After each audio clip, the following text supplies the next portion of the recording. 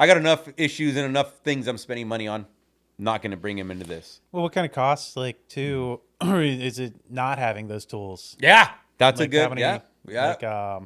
like, what are you losing out on? How All much right, what are you leaving on the table by not having that? Like, how much inventory is dying, or even what kind of deals are you missing out? How much liability are you leaving on the table from HR and, like, not having schedules down correctly and stuff? How much, like, so what are the costs besides, like, what do you have to cost to get in and implement? We talked about that on the last episode.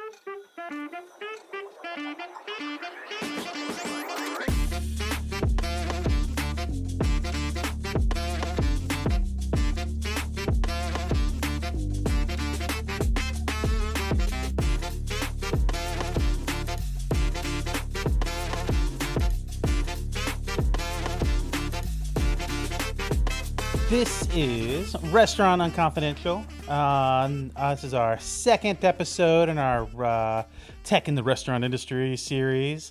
We are flying through the technological galaxy that is the restaurant business on the board the USS Yes Chef Productions.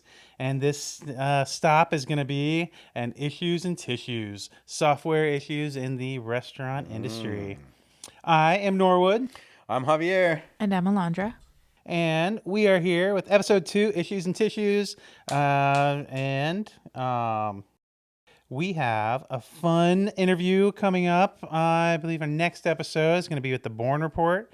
So stay tuned for that. But while you're waiting, quick fire, Javier. Yes. What are the top tech issues right now in the restaurant industry? Ooh, the number one I'm hearing is inventory. Yeah. That's something everyone's trying to grapple with.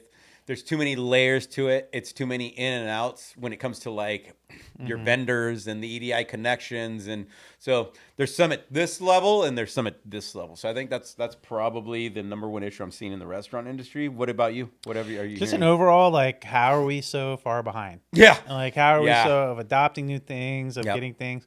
And I think that leads to a bunch of problems we'll talk about today. But, like, how are we, like, cavemen? Yeah. How are we still here? We're like, if we're on with a dry erase on a whiteboard, like, why are we so much closer to how cavemen were We should doing be it dressed up than like to, cavemen like, right now. how to the other industries around us are working? Yeah, they're smoking us. Yeah, you Seriously, when it see, comes like, to tech. admin work, and they're like, well, make sure we're on this software for their payroll, and we're doing this with this, and see all these technologies integrated. And then you go to a restaurant in the back, and like schedules tacked up on a piece of paper, Even though we have orders the on the most whiteboard. layers and we have it a mess. It's the only industry. Name another industry where, I mean, if you don't cook at home, you're going to a restaurant maybe twice, and no 3 one times cooks a at home day. anymore. It's So- more affordable to go out. What other industry are you touching like that Yeah. so many times in Right. your day-to-day life? Yep. So, the restaurant is behind almost every industry when it comes to implementing tech, including farming. We talked about it in the last episode. Farming is where drones came from. Yeah. Like, they're leaders in innovation. Yes. We're like, I know. we can't even keep I up with the know. farmer. We can't even Farmer keep Brown up with the out there. farmers. What has this done to our industry, and how are we going to get caught up? This week, we're focusing on these issues and more as we build on the foundation we started last week. So, Hal, I need a burger with extra cheese. I can't do that, Dave. Single cheese is the only logical option. I wish this was the limit to the issues we have in the tech industry right now, but there are a lot of they're actually more simmering right underneath the surface. We're always a step behind our industry, and when it comes to tech and our development, it seems to be mostly as an ancillary to the development in other spheres, or as cash grab, described as disruptors. Last week, Javier broke down the process was for that he used for developing his restaurant management software. We're going to go into more aspects of beneficial software as we gear up for our great interview next week with the team from the Born Report. This week, we'll be focusing on the issues leading with why are we so far behind, talking about software with an industry growth versus a profit growth mindset. We'll talk about the positives of emerging software with some more philanthropic examples, and talk about the businesses that are bringing in software that is focusing on making shareholders happy more than businesses actually using them, benefit from you. And hint, we're going to be ranting about delivery apps on that section. Yeah, that might be a little bit of it'll be a rant corner on that one. Yeah. So let's jump back into the USS Yes Chef Productions and blast off. But remember, in space, they can't hear you fry. That's a good one. Let's jump right in, guys. Why is it that an industry that touches everyone's lives directly pretty much daily or multiple times a day if you're like me and you don't cook at home so far behind in industries like farming, Javier? This is a good topic for us to talk about. Like, what got us into this position? I think it's just there's so many layers within the restaurant industry. All of the other industries have, medical industry, even farming, like you said, they have people that have branched off and jumped into tech because it was the end user, they understood the end user and what they needed. Restaurant industry, you're a lifer. Like, you're into the industry and you're a lifer in the industry. Why would you jump into tech? I'm one of the very rare people How that many did. hats do you have to wear in that space too? Yeah, exactly. So you can't add another hat to what you're doing, right? So to me, it's very unique because I'm third generation. I leaned on my family for a lot of things that most typical restaurant owners need to learn from day one. But yeah, I mean, that's what got us in this position, is really that we're playing catch up. Yeah. We're trying to catch up to other industries. And, like we said, this is an industry where it's feeding the world and everybody's in it. So, yeah, I mean, it's the other thing is it's the not only wearing all the hats, but we're so far behind on, there's a lot of costs that come into using tech. So it's probably one of the last things people are like, I got enough issues and enough things I'm spending money on. Not going to bring him into this. Well, what kind of costs, like, too, or is it not having those tools? Yeah, that's Like, a good, how many, yeah. Like, what are you losing out on? How All much right, what are you leaving on the table by not having that? Like, how much inventory is dying, or what kind of deals are you missing out? How much liability are you leaving on the table from HR and, like, not having schedules down correctly and stuff? How much, like, so what are the costs besides, like, what do you have to cost to get in and implement? We talked about that on the last episode, where it's a lot more expensive not having these tools. Yeah. If you don't know what you're analyzing, you don't know where to make changes, what are you doing? Yeah, it's a good way to increase your. We talked about in our first series, and like you can increase your margins without touching your price, Right. And like there's so many other aspects, Right. and like this is definitely one of them. Of like, instead of leaving that money on the table, use those tools and implement them, and like, and so how much has that been costing the mom and pops? And once you start using tech, you go back and you look and you go, I can't believe I was just taking things off the menu without analyzing it. Yeah. I can't believe I was making those changes in the schedule without knowing really where it's coming from. So we're living in a different world, and tech is definitely needed for our industry. Yeah. So, what does the landscape look like out there for restaurateurs as tech is implemented in the industry, Norwood? So, there's a lot of people out there that are trying to get rich, trying to get loaded on softwares they're bringing out. And so, like, right now, I think that's the biggest thing for people, to be diligent. Yep. That's kind of like the phrase that pays is like, do your homework Yep. with tech right now, because there's a lot of people out there that are trying to make a lot of money and maybe not provide the services that they should, or they're cloning something that does work and then just tweaking it enough so that way they can send something out quickly without having the support systems, having the testing to make sure it actually works. Do and your stuff. homework. So there's there's a lot of people trying to get rich on like off of you out there, and like take advantage of the gap and trying to make these hurdles of jumping into tech and stuff and getting that digital imprint on your business. And so, yeah, you got to, like we said last week, do the demos, test the stuff, Make sure it fits for you. be involved, talk to your partner. You're not your partners, but your neighbors, because you are a partner, your culinary community, you're all partners in that same overall project. Right. And so talk to them and see what they're using and stuff. And, that's because, there's so many people that are trying to pull the wool over your eyes on these things to like, and they got an distract easy, you. great pitch. Yeah. And it's going to sell you. Make sure you do the homework and that it works for you. The demos is a great thing. So I say, like, look at it, trying to figure out what's the difference between helpful tech and tech that's built to profit Wall Street. There you go. Especially when you're going after these like bigger companies to get help from.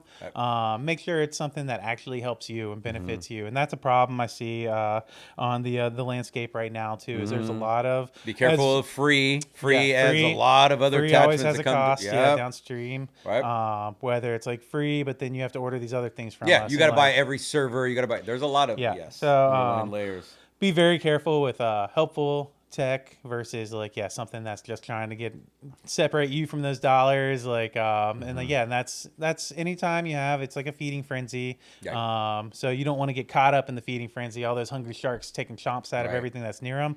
You want to be in that shark cage protected, and the only way to get in that is to like do your homework and be educated.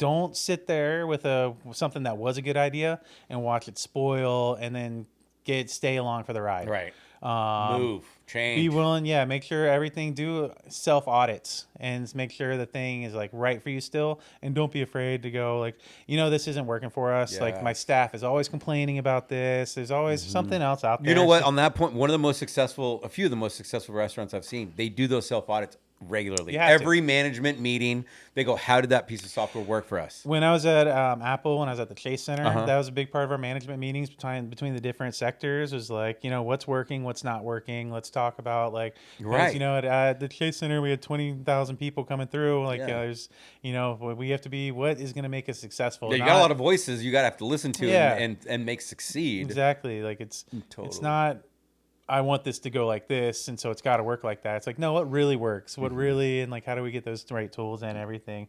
And then, just keep an eye out for growth's sake.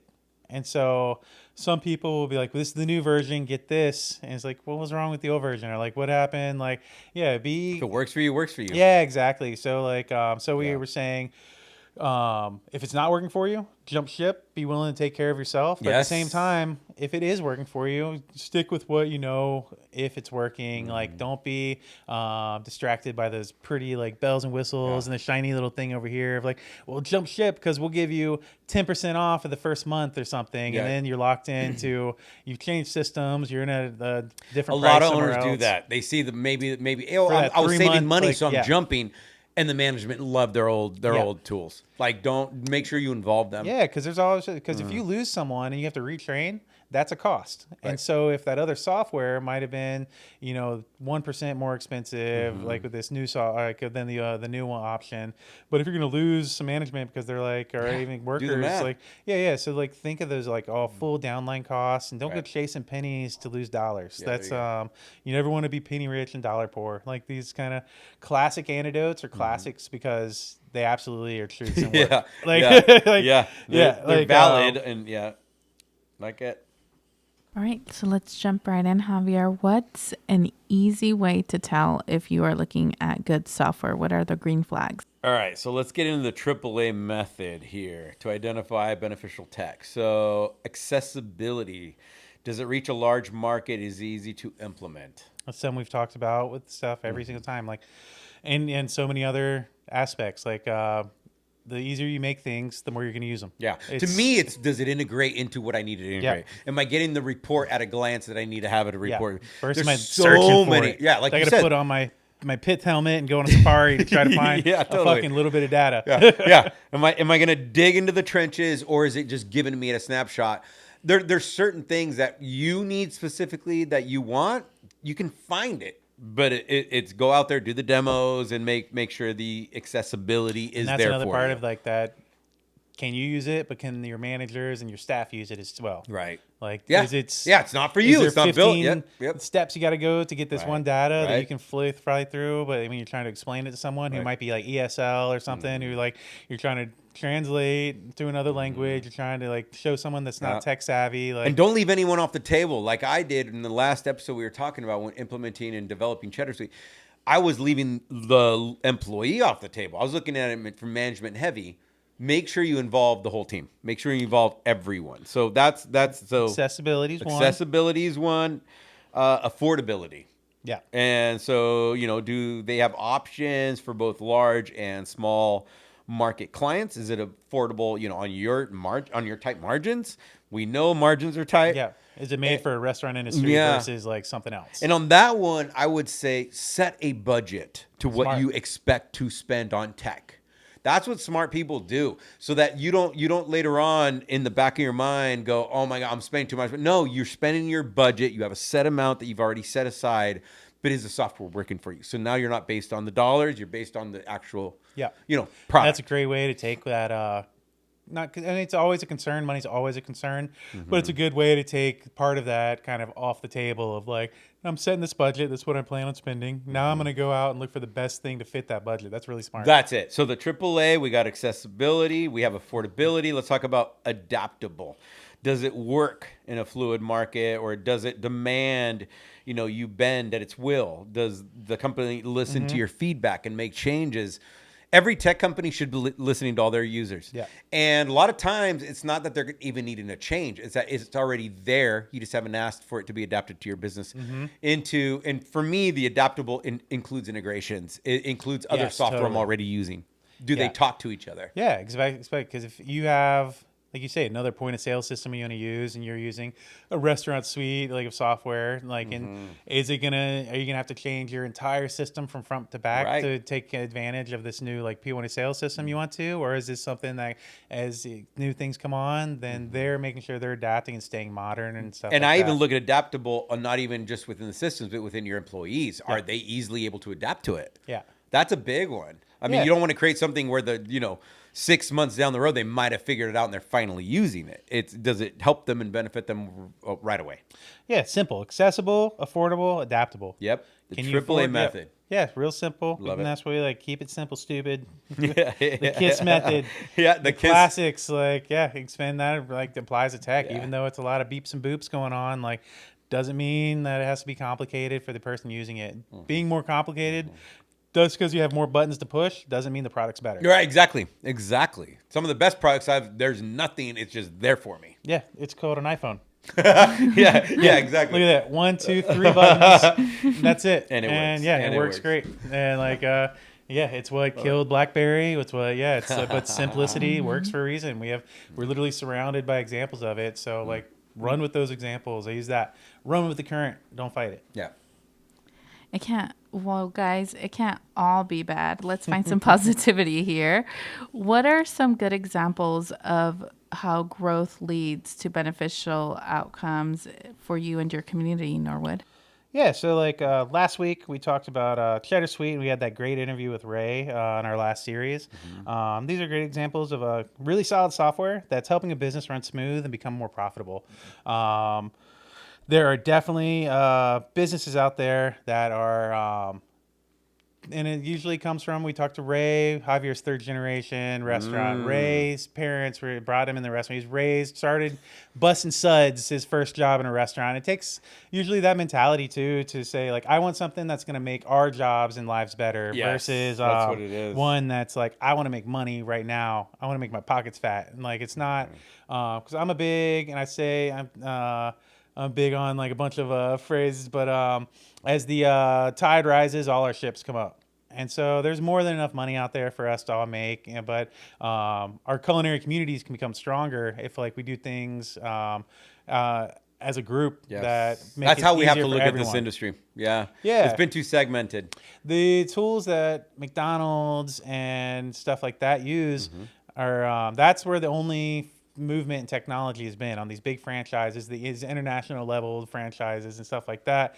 But the mom and pops have been left in the dirt. And so like, yeah, so you can have these tools that bring those big boy tools down to the mom and pops and the people that are just trying to, the food trucks, the things that are, the heart of America kind of like businesses that are small business owned. Yeah, Main Street kind of businesses.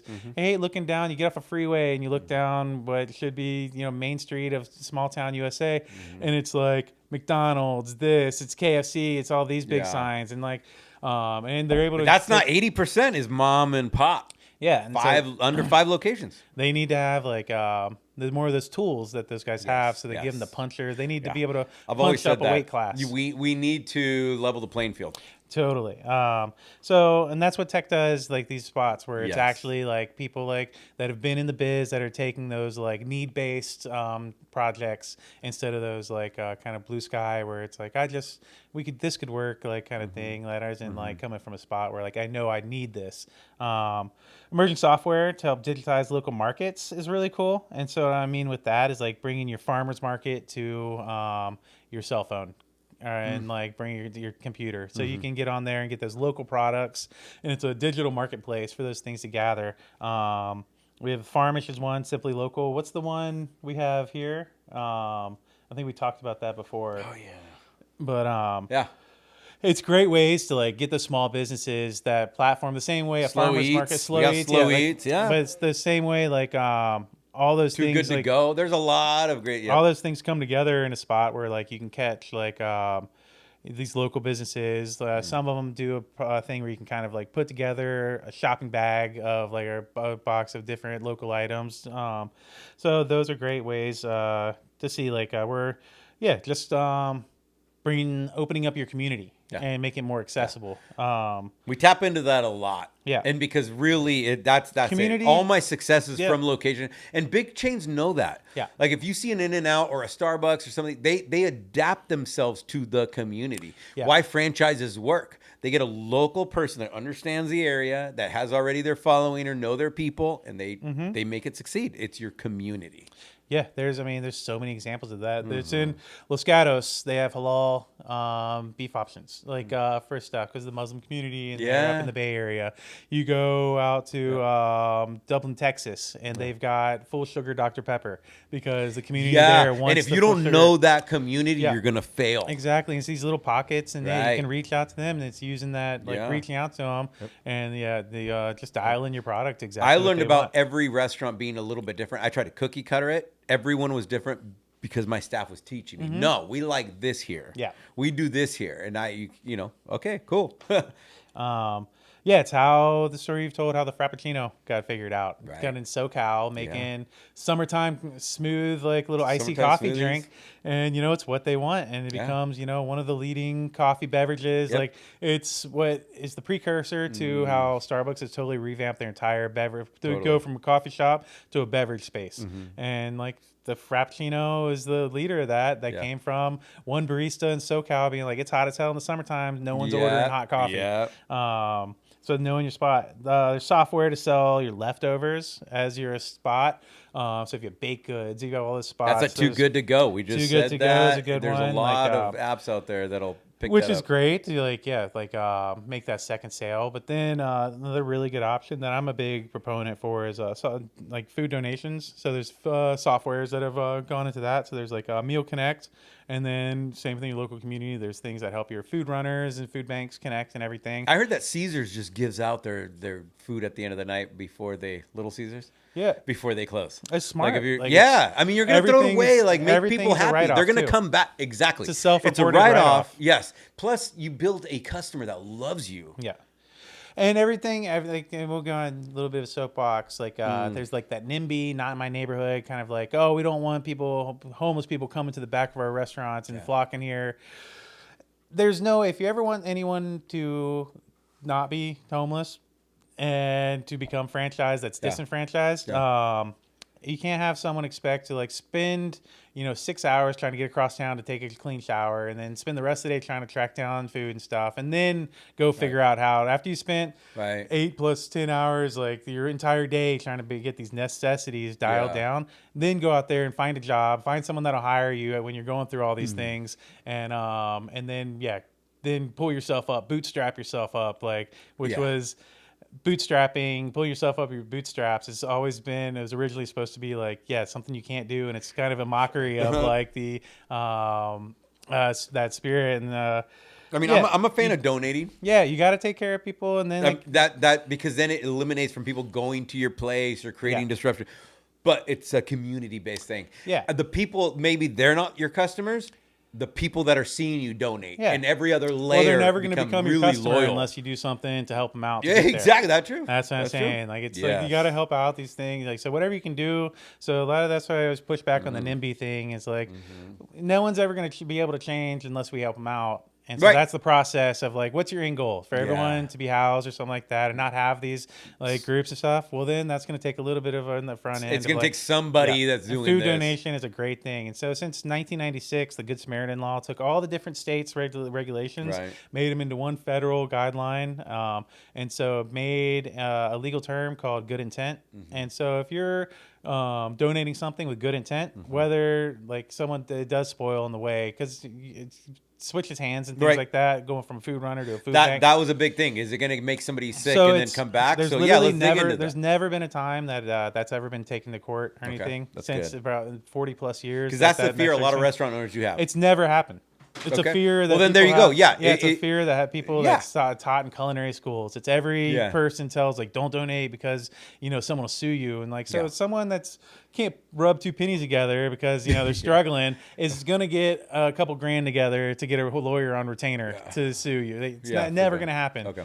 It never did happen, and yeah, so what you're doing is losing money because depending on how you do your tax write up and stuff, and that's what's cool about these software is they can help you kind of line up that tax and everything too, because it's a self-reported donation that you can do.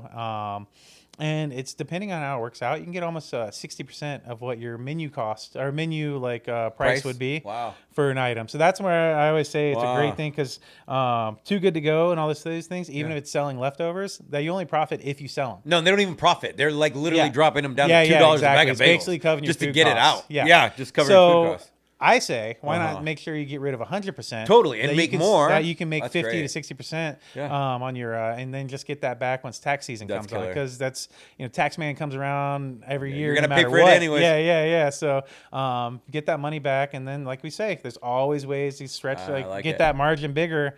And that's a smart way to do it while also helping your community. Yeah. And so that's someone you take care of today can become a lifetime champion for your restaurant down the road. And like, man, it was rough, but this restaurant took care of me. Yeah. And like, dude, I went back, maybe got a job there. Show the love. I speak positively about them. I've had everybody at every community that I've ever donated to. It's the people that are running the operations and everything. They become the most loyal customers to you because if they're going to spend their money anyways, they're going to spend their money that are aligned with their thoughts and what they're doing. So that's where that's there's great apps too. Awesome. Those are all the ways the technology can help improve things for your community. It's great people in that sector, like you guys, Ray, these people we've talked to. Our interview next week, Born Report, another big giant analytic processing tool that these big boy companies have that is bringing it to the mom and pops and people like that. Bringing opening our markets to everyone, getting our everything sold out the door, and then taking care of donations and stuff. So it's a Good Samaritan Act of 1996. Yeah, that's what the people can look up and check. Okay. So dun dun dun. Let's talk about the elephant in the room. Uh-oh. Food delivery apps. How are these affecting the current market? Food delivery app. Let's talk about this. Yeah. So best case scenario, you're giving them 30%. Yeah, you're not making money. On an industry, like what's the traditional profit margin of a very successful restaurant? Yeah. No, I mean, okay, so that's great. 8%, when my grandfather 10%. was in it, it was 30, 35. Yeah. My dad, 20, 25. Me, I was lucky to hit 15, 18%. Now, people don't hit double digits. Yeah. So how can you stay sustainable when someone on their best model is taking 30%? No. Yeah. And then charging your customer you're another losing 30%. money. Yeah, totally. You're not. You're just spinning the wheels. Yeah. Yep. This is where I was talking about like growth for growth stake or growth for the profitability of Wall Street investors. It's fake. Versus It's masking what you're really doing. And it's disrupting, quote unquote, it's disrupting the industry. But for a long time, a map on the wall and a couple delivery guys and someone who kind of knew the space who could line up. I mean, I got it during COVID because you couldn't even open your doors. You needed to get your food out some way. And so mentally, you're like, I don't care if I'm even making money. I need to keep my business alive. Yeah. That was it.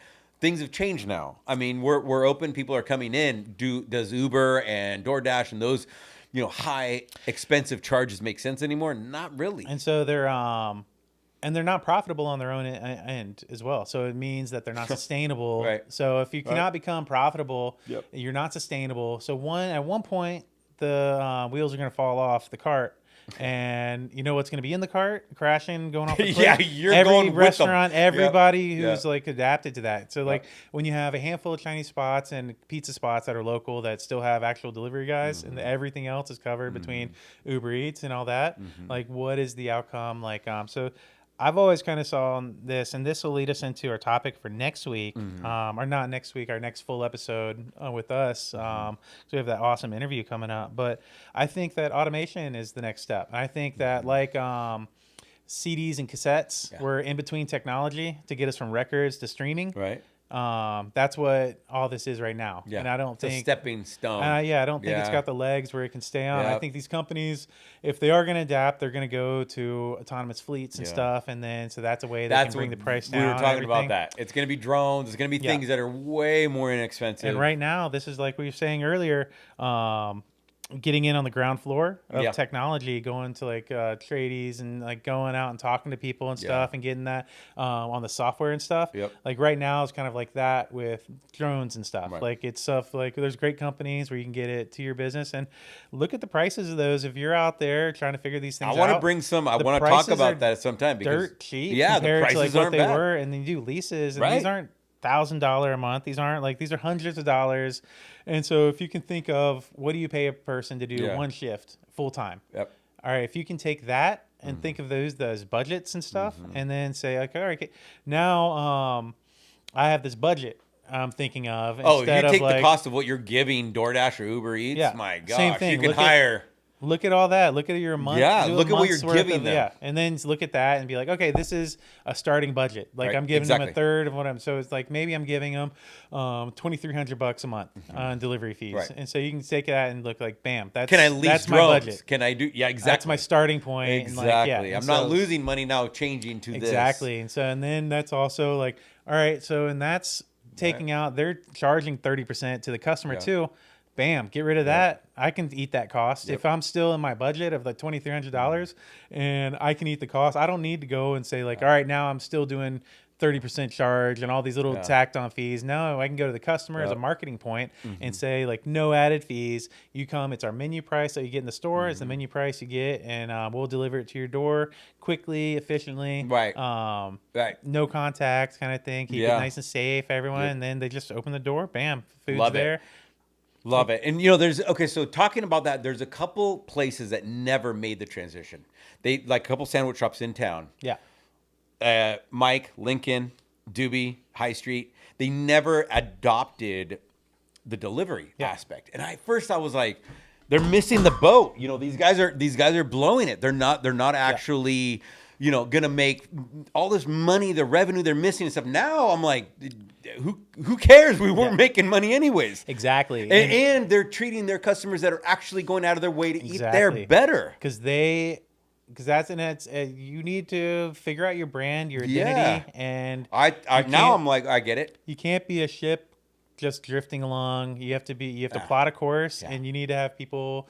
Everyone needs to be tied in to like man the ship, and we're going on this course, and that's super important part about having like a restaurant and stuff is having the identity and being like sticking to it. And like maybe we're already busy enough. That Exactly. was both of their models. We're already busy enough. Our crews.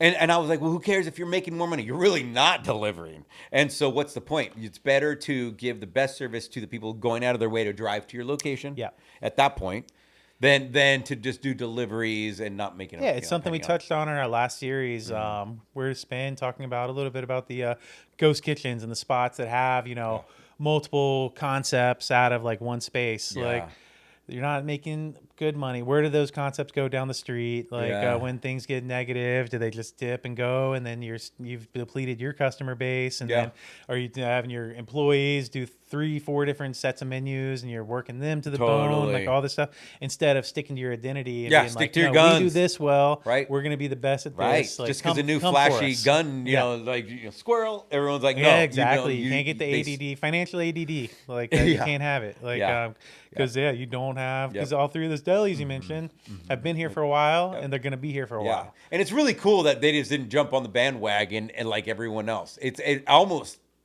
made their own identity. Yeah.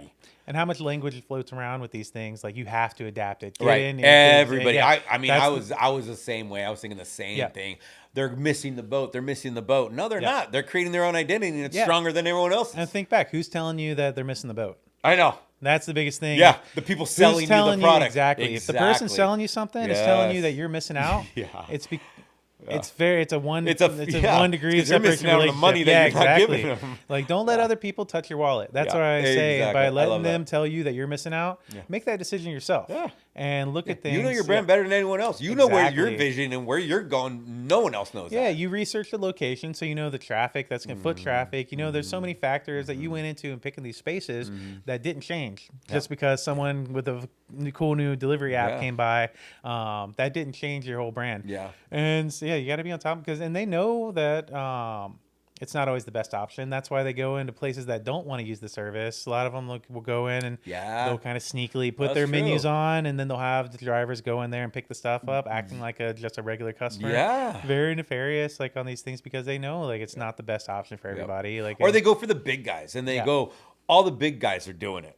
You're going to be left behind. yeah. Yeah. How many of us were growing up and parents tell us, well, if you know, little Billy Johnson jumps off a bridge, you're going to follow him? Yeah. How many of us have these Yeah. lessons that were hammered into our heads that we Yeah. just all of a sudden refuse to listen to all of a sudden because someone dangled something sparkly in front of us? Yeah. Do your own thing. Do your own thing, plot your own course.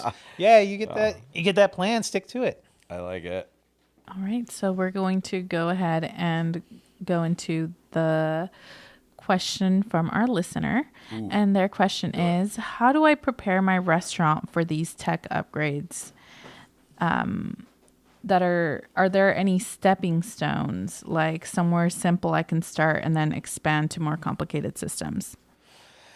I would first look into, does your system or your idea even integrate? There's a lot of that happening. Is first pick the build, and I would even put it down on paper, meet with your managers, lay it out like in the simplest form of what are we trying to accomplish. Yeah. That's it. And there's the software out there that will integrate. There's the tools out there that will accomplish what you want to, but it's more of, have you figured out what you're trying to accomplish? Exactly, because this is another way to get the financial ADD.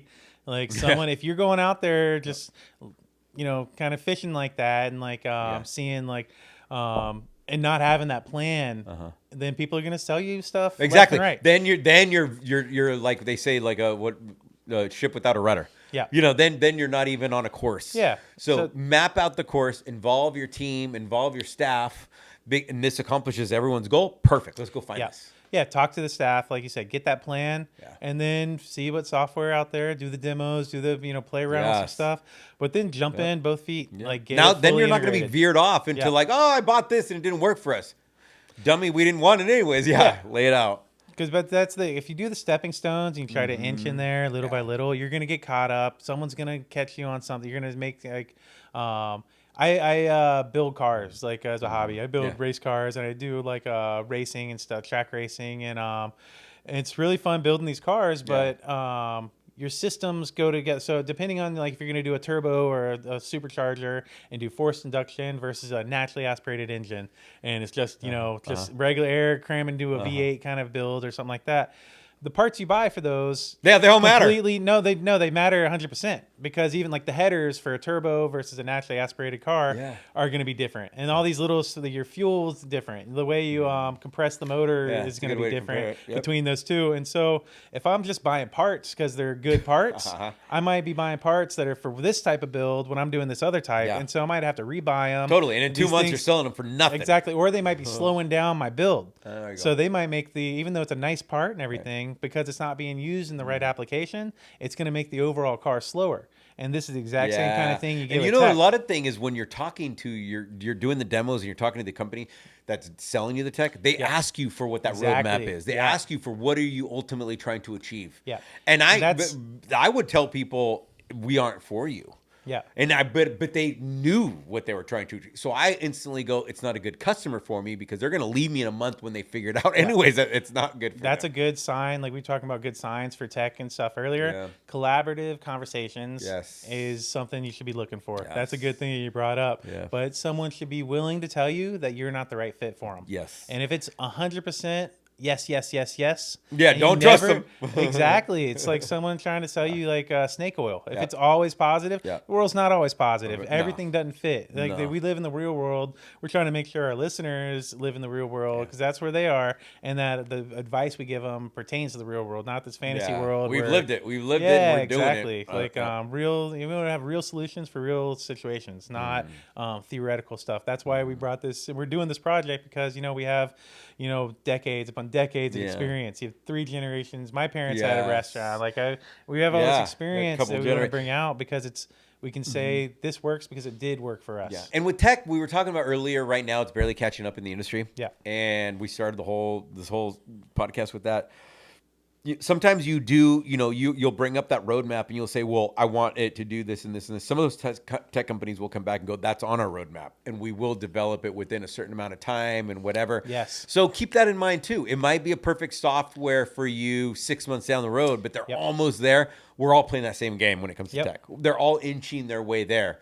Just find the people you trust, the people who have, are aligned in your roadmap. And yeah. Yeah, Go I for like it. that coming out of that collaborative communication being such a big thing. Like, Especially with tech. but yeah, that's honestly like our last episode's question. Like, there's no easy answers for these things, and like, and it does take talking to your team, making that roadmap, sticking to your guns, and then like picking what's best for you and getting all of it going. Finding the team that is going to help you create that roadmap. Yeah. Maybe they haven't already, but they're going that way, or that you can already pull it together. Yeah. So, wow. This week's discussions are full of ups and downs, with examples of the good, the bad, and the ugly of restaurant software. The good news is that there's always light on the horizon, especially in a market that is growing and has so much room to grow. We might hit some bumpy roads, but that happens when the freeway hasn't been built yet. And the freeways are coming, but they might not be where you think. Next episode, we're going to be talking about integrating automation, which includes drones for delivery that takes it to the skies. But before that, we'll have a great interview with the team from the Born Report, who take analytics to the next level with affordable options so even mom and pops can take advantage of the same tools that the largest companies use for success. Thank you so much for taking some time and listening to us jabber. We'll see you next week and appreciate you guys.